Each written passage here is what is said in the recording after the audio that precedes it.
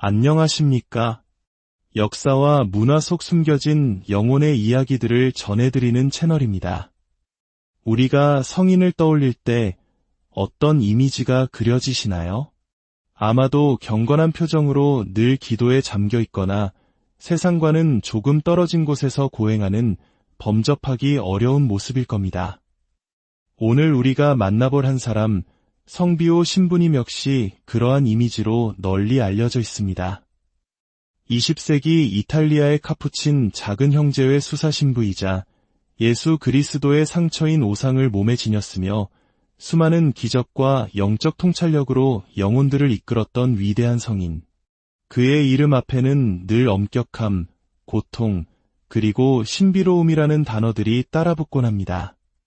하지만 고해소의 장막 뒤 동료 수사들과 함께했던 그의 진짜 모습은 어땠을까요? 오늘 우리는 바로 그 인간적인 모습, 공동체의 기쁨과 친절, 그리고 온화한 유머를 불어넣었던 한 형제로서의 비오 신부님을 만나보려 합니다. 그의 성덕이 얼마나 따뜻한 인간미 위에서 피어났는지 그 놀라운 이야기를 지금부터 시작하겠습니다. 이야기를 시작하기 전 잠시 마음을 모아주세요. 이야기가 당신의 마음에 울림을 준다면 구독과 좋아요로 이 은총을 더 널리 나누어 주십시오. 이 말씀을 나누는 모든 분들께 하느님의 평화가 함께하기를 기도합니다. 이야기는 1916년 비오 신부님이 산 조반니 로톤도의 산타 마리아 델레 그라치의 수도원에 처음 도착했을 때로 거슬러 올라갑니다. 당시 유럽은 제1차 세계대전의 포화에 휩싸여 있었고 수도원의 많은 젊은 수사들 역시 전쟁터로 징집된 상태였습니다. 비오 신부님이 도착했을 때 그곳에는 단 6명의 수사만이 남아 있었습니다. 불안과 결핍이 감돌던 그 시절 그의 등장은 메마른 땅에 내리는 단비와도 같았습니다. 당시 수도원장이 관구장에게 보낸 편지에는 그 기쁨이 고스란히 담겨 있습니다. 이곳에 우리 모두는 잘 지내고 있습니다. 비오 신부님의 존재가 우리에게 얼마나 큰 기쁨을 주는지 상상해 보십시오. 신부님 역시 우리와 함께 이곳의 공기와 집, 고요함과 고독, 그 모든 것에 만족하고 계십니다. 주님께서 허락하신 고통을 제외한다면 신부님은 진정으로 행복하다고 말할 수 있을 겁니다.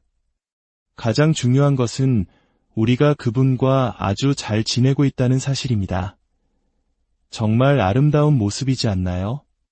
오상의 고통과 깊은 신비적 체험 속에서도 비오 신부님은 형제들 곁에서 온전히 함께하는 법을 알고 있었습니다. 그는 전쟁으로 어수선했던 공동체에 완벽하게 녹아들었고 모든 이들은 순식간에 그의 인품에 매료되었습니다. 그의 친절함은 모든 행동 하나하나에서 우러나오는 진실된 것이었습니다. 동료였던 나자레노 다르파이제 신부는 이렇게 증언했습니다. 그는 우리 사이에서 매우 편안해했고 프란치스코 성인의 영성을 따른 소박하고 순수한 기쁨을 결코 잃지 않았습니다. 그는 우리에게 유머를 선사하는 것을 무척이나 즐거워했고 우리 또한 그의 이야기를 듣는 것을 너무나 사랑했기에 그는 결코 그 일을 멈추지 않았습니다. 상상이 되시나요?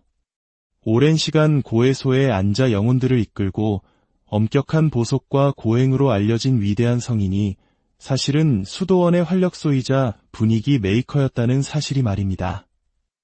비오 신부님의 명성이 널리 퍼지기 시작했을 때의 일화는 그의 따뜻한 마음을 더욱 깊이 느끼게 합니다. 그의 명성 때문에 수도원에는 매일같이 엄청난 양의 편지가 쏟아졌고 한 수사가 그 모든 편지를 관리하는 힘든 일을 도맡아 하고 있었습니다. 비오 신부님은 그 수사에게 감사를 표하고 싶었습니다. 하지만 청빈 서약을 지켜야 했기에 무언가를 선물할 수는 없었죠. 그는 조용히 그 수사의 추기를 기다렸습니다. 당사자였던 제라르도 다 델리체토 신부는 그날을 이렇게 회상합니다. 제가 한창 일에 몰두하고 있을 때였습니다. 문득 문가에 누군가 멈춰서서 조심스럽게 문을 두드리는 기척이 느껴졌습니다. 조용히 일어나 문을 열었습니다. 그곳에는 비오 신부님이 서 계셨습니다. 마치 장난을 치다 어머니에게 들킨 아이처럼 수줍은 미소를 띠고 약간은 멋쩍어하는 모습이었습니다. 그는 제게 축하하네 라고 말하며 조심스럽게 주머니에서 꺼낸 작은 꽃 한 송이를 건넸습니다. 저는 이 작은 꽃을 제 가장 소중한 기억들 사이에 간직하고 있습니다. 사랑으로 건넨 단 한 송이의 꽃. 비오 신부님은 이처럼 가장 단순한 것들을 영원히 간직될 소중한 추억으로 바꾸는 능력을 지니고 있었습니다. 그의 유머 감각은 편지에서도 빛을 발했습니다. 한 번은 다른 수사에게서 몸에 잘 맞지 않게 재단된 수도복을 받고 나서 익살스러운 불평을 담아 편지를 썼습니다. 재단사 선생의 뛰어난 솜씨 덕분에 당신이 보낸 수도복은 도저히 입을 수가 없게 되었소. 짧고 좁고 가슴은 어찌나 꽉 끼는지 마치 온몸을 옥죄는 구속복을 입은 기분이었소이다. 시간이 흘러 비오 신부님이 세상을 떠난 후 그의 오랜 친구였던 펠레그리노 신부는 그를 이렇게 기억했습니다. 그는 황금 같은 마음을 가졌습니다. 그는 영원한 아이와도 같았어요. 코담배 한 줌이나 초콜릿 한 조각 같은 작은 관심에도 어린아이처럼 기쁨을 표현했죠.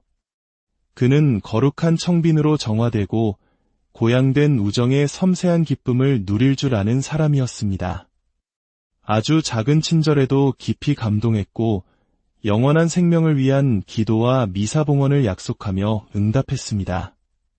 그의 영혼은 놀라울 정도로 예민해서 멀리서도 각자의 필요를 감지하고 즉각적인 도움으로 응답했습니다. 그의 인간성과 친절함이 얼마나 깊었는지 그의 시선을 어떻게 빛나게 했는지 말로 다 표현하기가 어렵습니다. 그의 영혼이 지닌 이러한 신선함은 동료 수사들의 애정뿐만 아니라 존경심까지 얻게 했습니다. 그들은 비오 신부님의 인간적인 모습 속에서 오히려 진정한 성덕의 징표를 발견했던 것입니다. 조반니 다 바조 신부는 이렇게 말했습니다. 그가 지극히 단순하고 자연스럽게 행동한다는 것은 매우 분명한 사실입니다. 바로 이 점이 저로 하여금 그의 성덕을 가장 확신하게 만든 부분이었습니다. 성인들도 인간입니다. 그들에게도 결점과 약점이 있습니다. 사실 그들은 우리가 상상하는 것처럼 형식에 얽매이거나 지나치게 꼼꼼한 사람들이 아닙니다. 그들은 단순하고 진실하며 꾸밈이 없습니다. 바로 그것이 비오 신부님이 보여주신 모습이었습니다. 그렇습니다. 비오 신부님과 함께하며 수사들은 시편 133편의 말씀을 온몸으로 체험했습니다. 보라, 형제들이 함께 사는 것이 얼마나 좋고 즐거운가. 이 모든 이야기들이 우리에게 무엇을 말해주고 있을까요? 그것은 바로 성덕이란 우리 각자가 가진 고유한 인격과 개성을 지우는 것이 아니라는 사실입니다.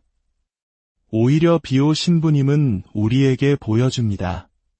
거룩함과 유머는 함께 갈 수 있으며 우정은 더없이 소중하고 가장 위대한 성인들조차 가끔은 맛있는 초콜릿 한 조각과 즐거운 웃음을 소중히 여긴다는 것을 말입니다.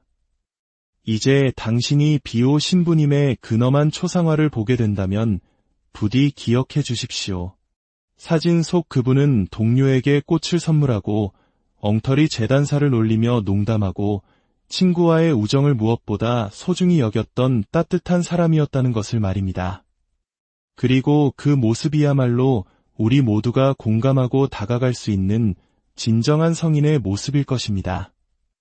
어쩌면 진정한 성덕은 저 멀리 있는 것이 아니라 우리 주변 사람들과 나누는 작은 사랑의 행동, 따뜻한 미소, 그리고 진실된 순간들 속에 있는 것일지도 모릅니다.